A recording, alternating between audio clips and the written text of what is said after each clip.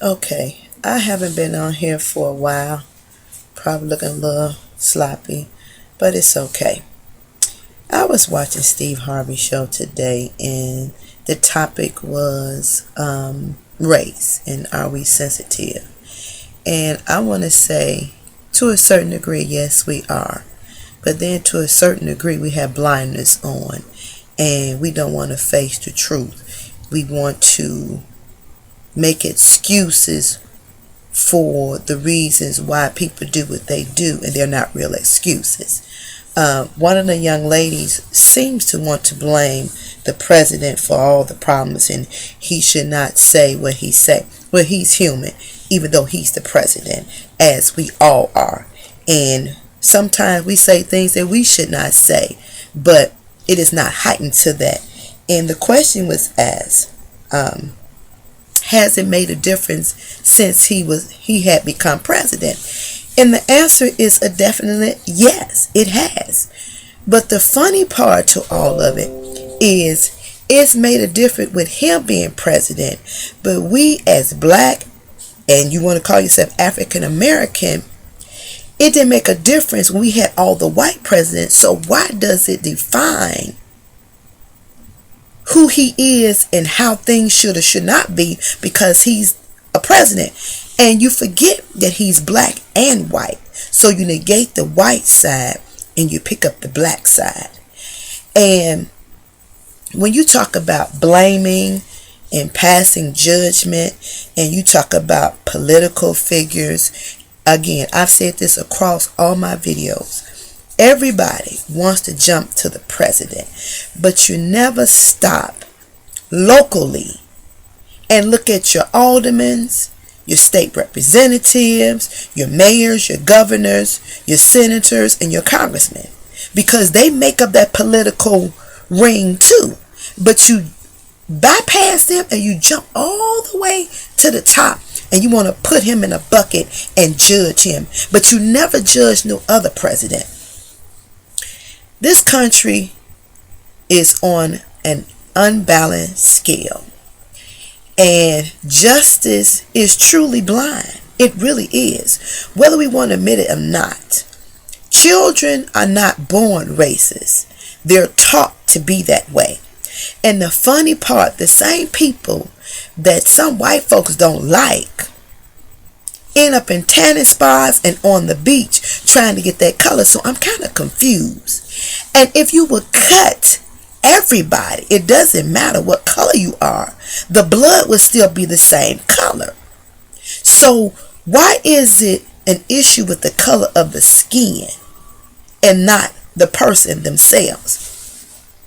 Yes, the lady said about the little boy who made the science project, and he went to school, and she agreed with it because it could have been a bomb and all this stuff. And then the other lady, Katie, talked about 5-year-old, they got suspended and jail time is two different things.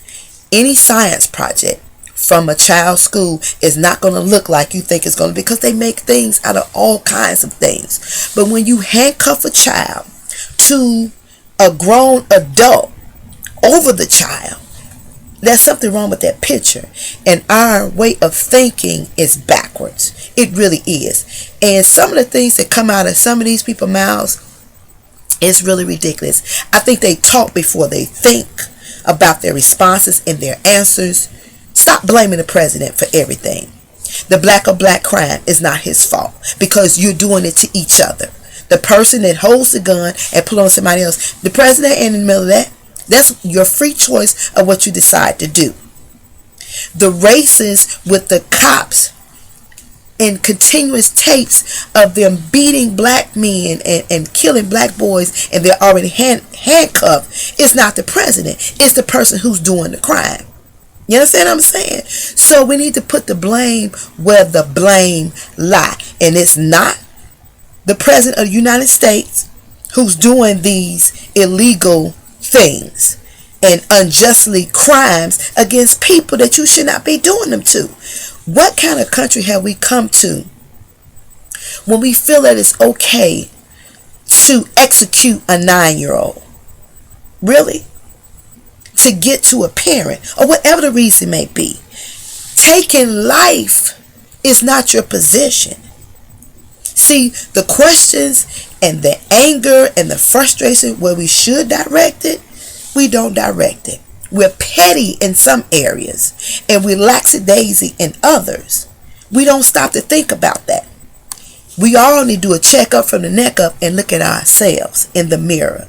And what part do we play in the madness that's going on? And how can we cut it down? You don't want nobody to say you're racist, but you don't want to talk about it and address it. Everybody has some kind of discrimination within them. Whether you don't like somebody's clothes, the way they look, it's something that you don't like. It's embedded in all of us. And behind closed doors, if the walls could talk, then nobody would be on TV.